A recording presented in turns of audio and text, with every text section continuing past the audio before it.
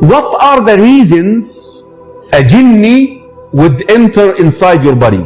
What would cause that? Shaykh al-Islam Ibn Taymiyyah rahimahullah named 3 reasons. Number 1, jinn are a creation like us who do have the freedom to choose. So they could commit sins and they could commit injustice just like that. Like human, we wrong one another for no reason. So he said the first reason that the jinni would oppress the insi. He just doesn't like your face. He looks at you, I don't like this guy. You don't see him. This jinni oppressed the insi. Now you're a Muslim, you should help your brother to be freed from that. He mentioned the second reason, love. That the jinni actually may love you. L'ishq, the lustful love. And I was sharing this with you last lecture, I think, with that when you go through your bedroom and wearing nothing basically and you're walking around like this, guess who's watching you? The jinni is watching you. وذلك الرسول صلى الله عليه وسلم told us what to do when we take off our clothes. Bismillah. If you say Bismillah, a curtain between you and the jinni. But how many of us come out of bed in the morning and you want to get your coffee from the kitchen? Huh? I stopped doing that after learning this. Guess what? The jinni is looking. And he's going to go inside that body because he loves you. Actually, a lot of the, especially, no offense for the sisters, especially with the women, with the sisters. A lot of the sisters are possessed by jinn because of that reason, that the jinni actually likes the women. That's why the women also should be careful about the way that she dresses inside her bedroom and so forth. Number 3, ذكر شيخ الإسلام that you unintentionally inflicting harm upon the jinni, like pouring hot water in the ground and there happen a jinni is out there. You harm the jinni. Now vengeance now, you want to get at you.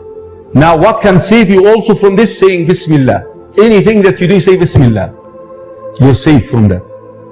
Can the jinni enter the body of the human just like that anytime? Anytime? The answer is no. I'm talking about the possession.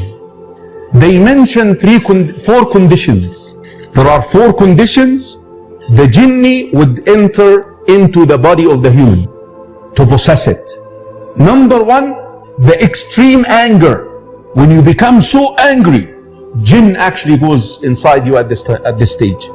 What did the Prophet ﷺ say to us when we get upset, angry, when we get mad? If you're sitting down, stand up. If you're standing up, sit down. Why? You want to upset the position of the jinni inside you. You don't want to make him comfy. Because as long as you're in your position and you're upset, he's the one who's now directing that body. The second case here is extreme or excessive fear. Excessive fear, the state of excessive fear. You're vulnerable during these conditions.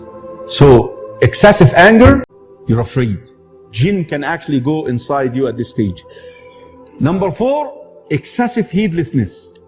That you're not paying attention to, you don't say the adhkar, you enter into the bathroom, you're not paying attention, that you're not saying the adhkar. Like when you eat, you're not saying Bismillah. When you enter the house, you don't say Bismillah, and so forth. Case number 4, the time when you're so much into your desire. I read something like a beautiful scenario. When you watching a scene, let's say pornographic, something like that, pornographic, that's what came, and you're focused with it. You're so much into the scene. That is when jinn actually can enter into your body. You're very vulnerable at this stage. When you're so much into that unlawful behavior, jinn can penetrate your body at this stage. And that is why even with your married spouse, we're supposed to do what? Bismillah, Allahumma jannibni shaitan. Even with the lawful one, you're supposed to make a dua that Allah would protect you from what? Shaitan at this stage.